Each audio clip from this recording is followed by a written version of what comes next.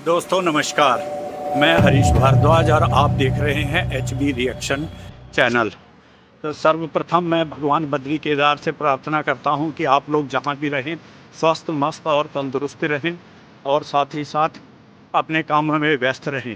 तो इसलिए चलो अब चलते हैं उस क्षेत्र की ओर और आपको जब वह क्षेत्र दिखाऊंगा तो आपको और साथ में उस फ़ोटो को भी लगाऊंगा जो पहले आपको दिखाई गई थी, तो उससे आपको फ़र्क पता चल जाएगा।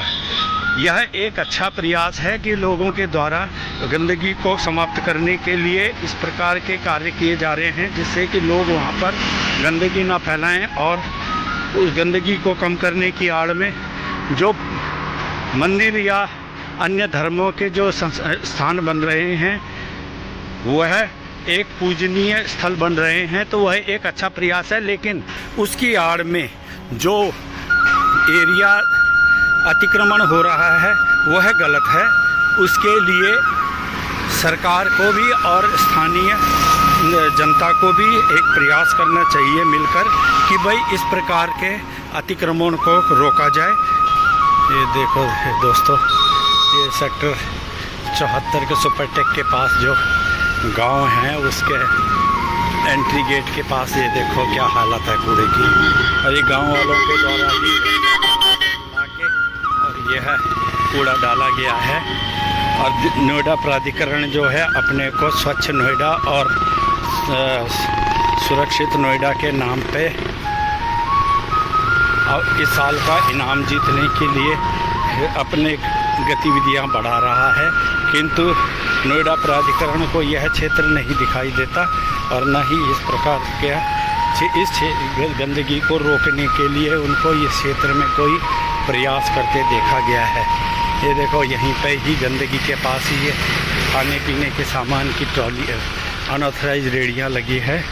वैसे तो गवर्नमेंट जो है हर चीज़ में लाइसेंस की बात करती है और गुणवत्ता के आधार पर सामान बिक्री के लिए कार्रवाई करती है, लेकिन यहाँ के जो ये खोमचे रेड़े वाले हैं इनके ऊपर इनकी नज़र नहीं पड़ती है, जिससे कि लोग बीमार होते हैं और कई अपनी जान भी गंवा बैठते हैं। तो इस प्रकार की कार्रवाई के लिए क्या किया जाए। यहीं देखो यह पानी भरा हुआ है, जिसमें कि यहाँ आसपास का जो बहने वाला पानी है बरसात का और नालों का पानी है वो यहाँ पे एकत्रित हो जाता है, क्योंकि यहाँ पे गहरा है। ये देखो जहाँ से ये दीवार की साइड में नालियाँ बंद होने की वजह से पूरा पानी और कीचड़ इकट्ठा हो रखा गंदगी से, और इधर नालियाँ बिल्कुल सूखी पड़ी हैं। तो यह जो है ये सारी व्यवस्था की बनाने की बातें हैं, लेकिन नेताओं के द्वारा वोट के टाइम पे वोट लेने आ जाते हैं, लेकिन व्यवस्थाएं नहीं बनाई जाती, जिसकी वजह से एक और जहां मच्छर और अन्य प्रकार के कीड़े मकोड़े पैदा होते हैं, वहीं बहुत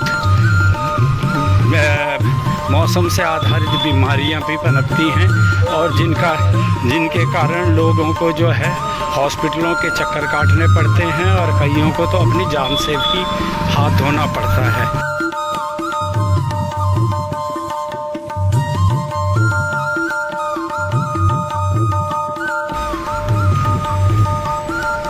ये देखो ये मंदिर बन गया है। यहाँ पहले ये दीवार थी, अब यहाँ पे ये मंदिर का रूप दे दिया। अच्छा काम किया है ये। नमस्कार। यहाँ पे नहीं तो लोग गंदगी फैलाए रहते थे, ये बहुत अच्छा कर दिया है। लेकिन इसके साथ तो पुलिस आएगी नहीं, ये पेड़ की साइड बाहर को जा रहा है ना ये क्षेत्र। अच्छा, बाहर की साइड नहीं जाना चाहिए ना, ये रोड डिस्टर्ब होगा, कई चीज़ें होंगी। आज ये इतना छोटा रूप बना है तो कल को ये रूप बड़ा भी बनेगा। ये विकसित तो होता ही है कोई भी चीज़, इसलिए लोग पुलिस तो और पुलिस का काम क्या है, प्रशासन तो उनको देखना ही है ना। कोई किसी प्रकार का किसी को कोई आपत्ति ना हो, हंगामा ना हो, उसके लिए तो वो व्यवस्था तो देखनी है ना। परमिशन नहीं ली इसके लिए, सब परमिशन। अब बस तो फिर क्या है, फिर किस लिए डरना। व्यवस्था भाई गवर्नमेंट से परमिशन मिल रखी है, फिर क्या परेशानी है। अच्छा बना दिया ये। मैं इसका पहले भी एक बार मैंने रिकॉर्डिंग किया था, उसमें ये पूरा टूटा था, इसके अंदर कचरा फेंका रहता था। सफाई की है या वैसे ही बंद करवा दिया? क्या कचरा करवा दिया ना? हाँ, चलो बहुत अच्छा है, अच्छा प्रयास किया है। बाकी रुकावटें तो हर अच्छे काम में भी आती ही है।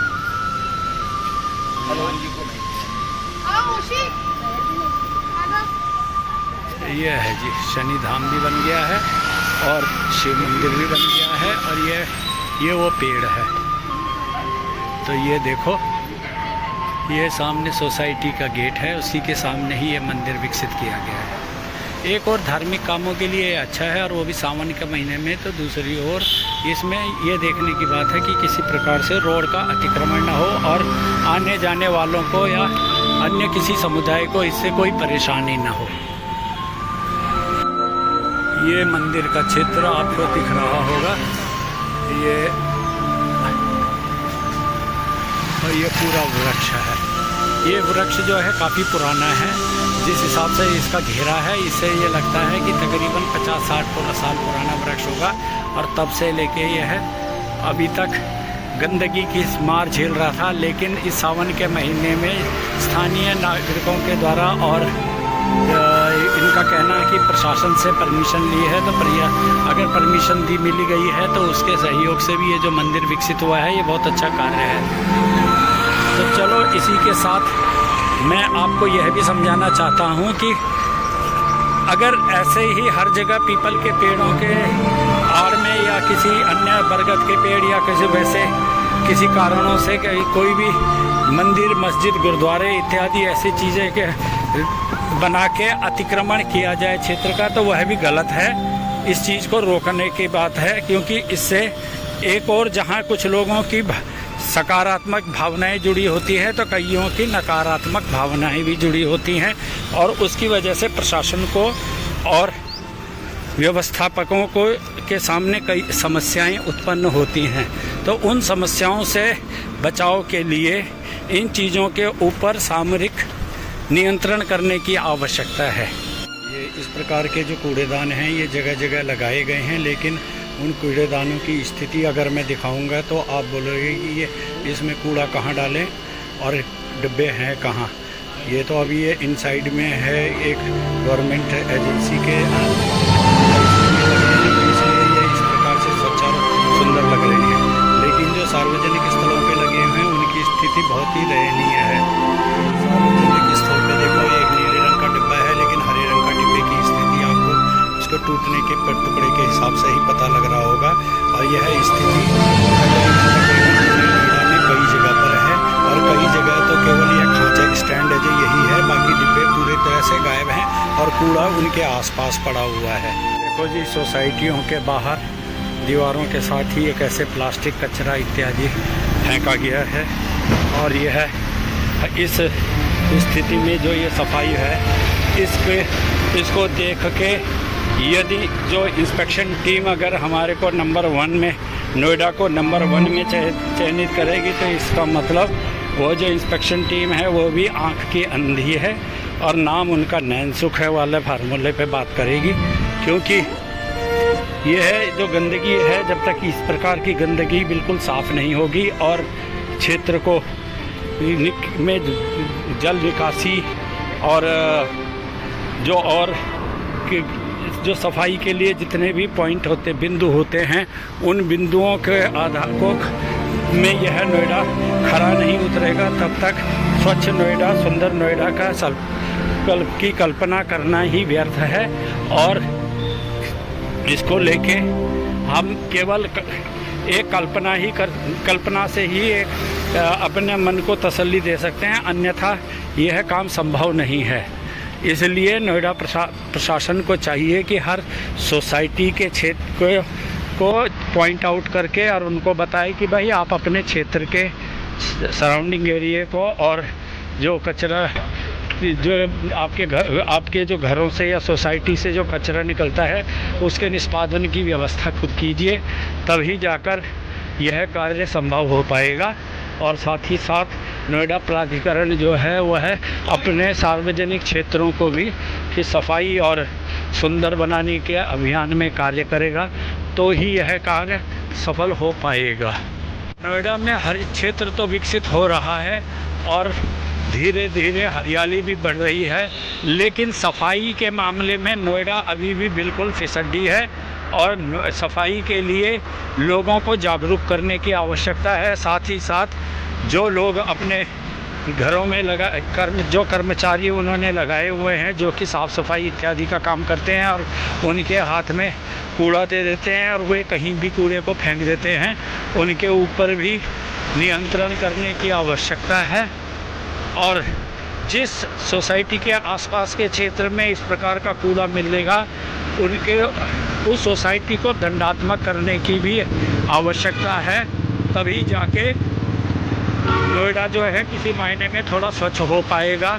और साथ ही साथ जो नोएडा प्रशासन के द्वारा जो ठेकेदार कचरा उठाने के लिए गाड़ियों के साथ चयनित किए गए हैं, नियुक्त किए गए हैं, उन लोगों को भी समझाने की और उनके ऊपर सख्ती करने की आवश्यकता है, क्योंकि वे भी कहीं पे भी खुले मैदान में अपनी गाड़ी को खाली कर देते हैं, जिससे कि कचरा जो है धीरे धीरे वहाँ पर डंपिंग ग्राउंड का रूप ले लेता है और उससे फिर आसपास के क्षेत्र में एक और जहाँ पर्यावरण प्रदूषित होता है तो वहीं दूसरी ओर गंदगी जो है उड़कर इधर उधर फैलती है और उससे घरों तक कीड़े मकोड़े इत्यादि जाते हैं, जो कि एक बीमारी का कारण बनते हैं।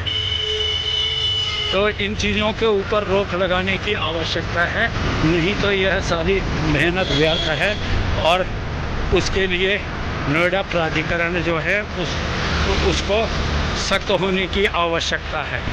इसी कड़ी में मैं एक बात और कहना चाहता हूँ कि जैसे कि नोएडा प्राधिकरण ने अपने सभी सेक्टरों में जो भी सोसाइटियाँ हैं उनको अपने क्षेत्र में सोसाइटी के एक ही सोसाइटी कॉम्प्लेक्स के क्षेत्र में एक कॉमर्शियल कॉम्प्लेक्स बनाने की परमिशन दी हुई है।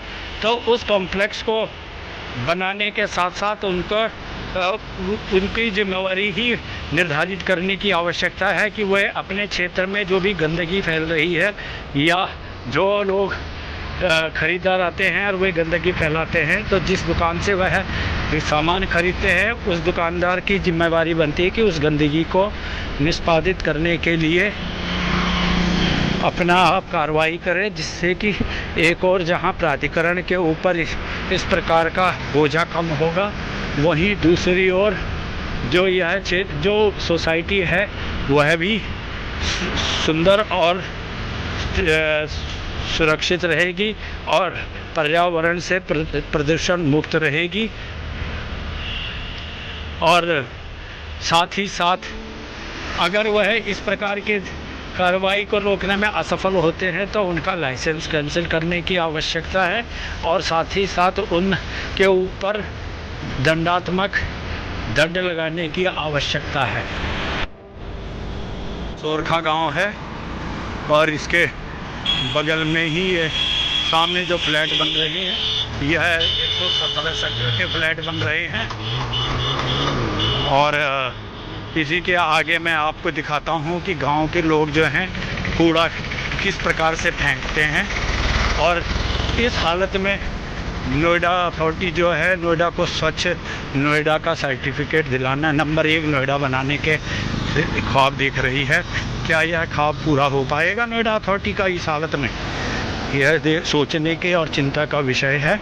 हमें ये देखो सामने आपको ये गाय और सांड वगैरह दिखाई दे रहे होंगे, यहीं पे ही पूरे गांव वाले जो हैं कूड़ा ला के गिरते हैं। ये देखो मैं आपको दिखाने का प्रयास करता हूँ। ये देखो जगह जगह पे ये ढेर फेंके हुए हैं और ये सामने कूड़े का ढेर है। ये इस हालत में क्लीन नोएडा कहाँ से दिखाई देता है और कहाँ तक इसको सर्टिफाइड हो पाएगा कि जी ये स्वच्छ नोएडा है और स्वस्थ नोएडा है। हरित नोएडा तो हम कह सकते हैं। आजकल बरसात का मौसम है तो चारों तरफ हरियाली हो रखी है, जंगली घास और वैसी घास है, लेकिन पेड़ वगैरह अभी भी नहीं हो रखे हैं जिस प्रकार से कि इसको हम हरित कैटेगरी में भी ला सकें। लेकिन किसी हद तक हरियाली तो मानते हैं कि भाई चाहे जंगली घास है चाहे कैसी भी है हरियाली है। लेकिन ये देखो जहाँ पे ये गाय वगैरह हैं, ये बैल हैं, यहाँ पे देखिए कचरे का हालत। इस हालत में क्या होगा और कैसे ये नोएडा स्वच्छ बनेगा। ये टॉयलेट आ रहा है जो कि जिस दिन से बना है उस दिन से बंद ही है, और दिन प्रतिदिन इसकी हालत जो है बद से बदतर होती जा रही है, क्योंकि इसमें जो सुंदरता के लिए और सुरक्षा के लिए जो व्यवस्थाएं की गई थी, रेलिंग वगैरह लगाई गई थी, वो है भी कोई चोर के या चुरा के ले जा चुका है। और यह ऐसे बंद ही मिलेगा हमेशा आपको, जब भी देखोगे तो ऐसे ही बना के, और पैसा जनता का पैसा है, ऐसे बर्बाद करने से फ़ायदा क्या है जब इसकी सुविधाएं आदमी ले ना सके। और जो लोग यहाँ से गुजरते हैं और उनको कि इसकी ज़रूरत पड़ती है तो वह इधर जब स्थिति देखते हैं कि यह बंद है तो उस हालत में वे फिर इन्हीं नालियों में, जो ये नाले हैं इनमें खुले में पेशाब करते हैं, या कई लोग तो यहीं खुले में रोड के किनारे पे ही पेशाब करना शुरू कर देते हैं। ये चीज़ें बनाने से का मतलब यह है कि यह सुविधाएं इस उपयोग में भी होनी चाहिए। ये जगह जगह पे यह कचरा फेंका हुआ है और गंदगी को फैलाया हुआ है। जो ये नशेखोर जो लोग होते हैं वो अपना बाहर आके यहाँ पे ऐसे स्थानों पे बैठ के अपना नशा करके और खा पी के जो गंदगी है उसको वहीं पे छोड़ देते हैं। तो इस प्रकार के लोगों के ऊपर भी रोक लगाने की ज़रूरत है। इसके लिए पुलिस और प्रशासन को समय समय पर गश्त लगाकर, खासतौर पे इस समय में जब लोग ऑफिसों से आते हैं तो साथ में नशे की साधन लेके और यहाँ पे बैठ के अपना उन चीज़ों को, नशों को करके और चले जाते हैं। और ये जैसे अभी ये पीछे जो गाड़ी है, जो मैं गाड़ी दिखा रहा था, इसके क्रॉस कर रहा था, मैं अभी दिखाने का प्रयास करता हूँ। यह जो गाड़ी है,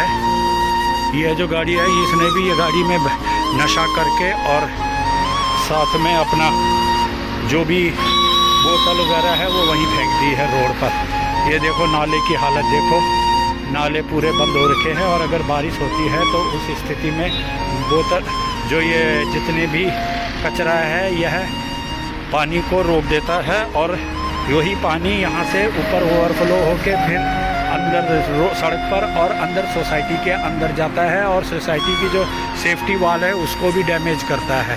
तो ऐसी स्थिति में तो नोएडा जो है सुंदर और स्वच्छ नोएडा नहीं हो सकता।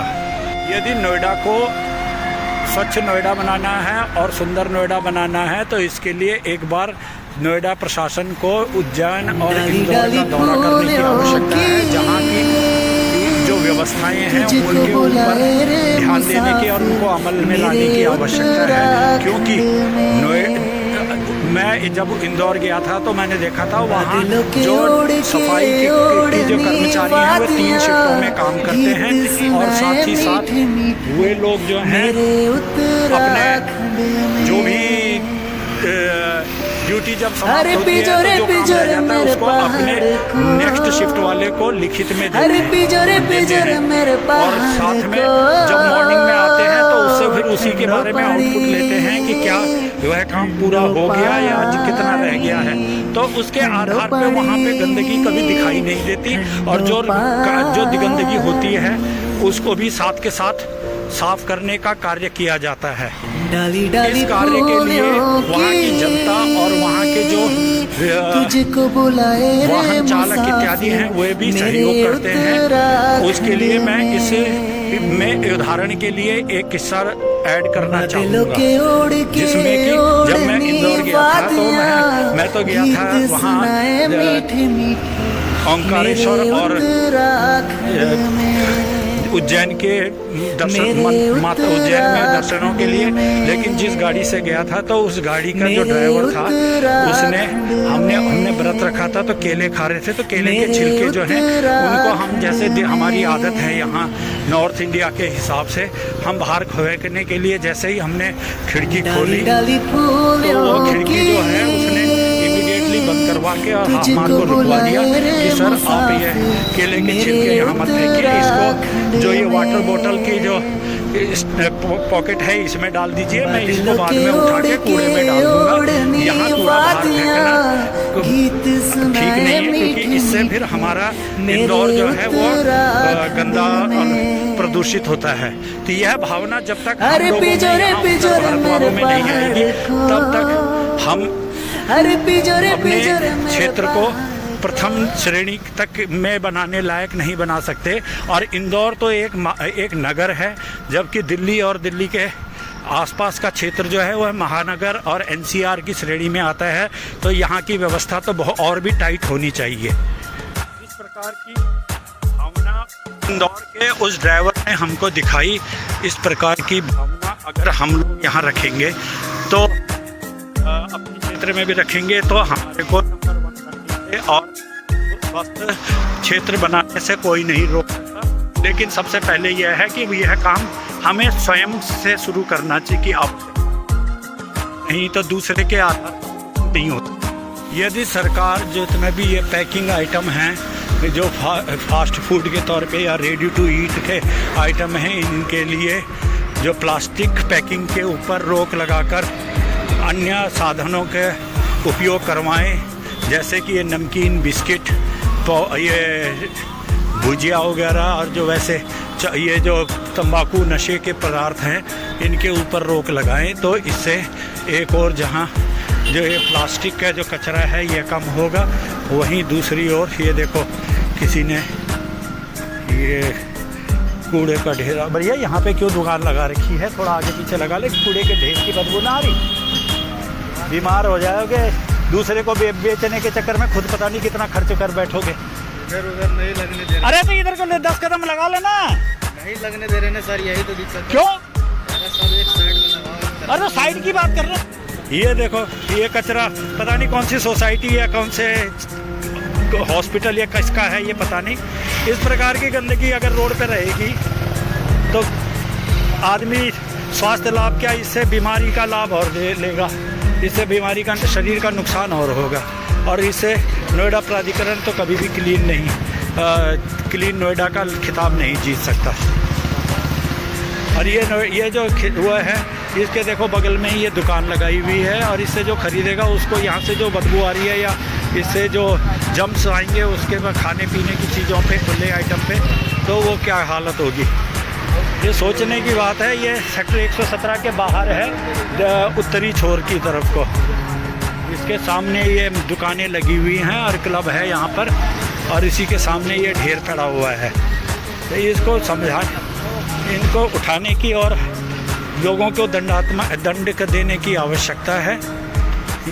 और जो ये पोस्टर जो खम्भों पे इत्यादि पे जो पोस्टर लगे हैं इनको चिपकाने से रोकने की आवश्यकता है, जिससे कि क्षेत्र जो है सुंदर और स्वच्छ लगे। और जिनके लिए ये पर्चे लगाए गए हैं, चिपकाने वाले को तो हम ढूंढ नहीं सकते, लेकिन जिनके लिए चिपकाए हैं उनको दंड दे के उसके ऊपर आवश्यक कार्रवाई कर सकते हैं। और ये जो कूड़ा फेंकने वाले हैं इनके लिए भी कोई ना कोई कड़े नियम बनाने की आवश्यकता है, तभी जाके नोएडा और जिसका भी जो क्षेत्र है, क्योंकि यह वीडियो तो पूरे हिंदुस्तान में और इंटरनेशनली दिखाई देगा, तो वो सभी लोग अपने अपने क्षेत्र की जो इस प्रकार की समस्याएं हैं उनको वीडियो के माध्यम से प्रशासनों के सामने और सरकार के सामने रख सकते हैं। आशा करता हूं कि आपको मेरा यह सुझाव और प्रयास अच्छे लग रहे होंगे। अगर आपको मेरा वीडियो पसंद आ रहा है तो मेरे वीडियो को लाइक, शेयर, कमेंट्स और सब्सक्राइब करें, और मेरे चैनल के साथ जुड़ने के लिए, अधिक से अधिक लोगों को जोड़ने के लिए मेरे चैनल को लोगों तक भेजने का कष्ट करें, और मेरे चैनल को सब्सक्राइब करें, तभी मेरा मनोबल बढ़ेगा और मैं आगे भी आप लोगों को अन्य विषयों को दिखा सकूंगा। इसी के साथ मैं इस वीडियो को विराम देता हूं, और उम्मीद करता हूं कि आप मेरे चैनल को अवश्य लोगों तक पहुंचाने में मेरा सहयोग देंगे। धन्यवाद। जय बद्री केदार, जय महाभोले, जय हिंद, जय भारत। धन्यवाद।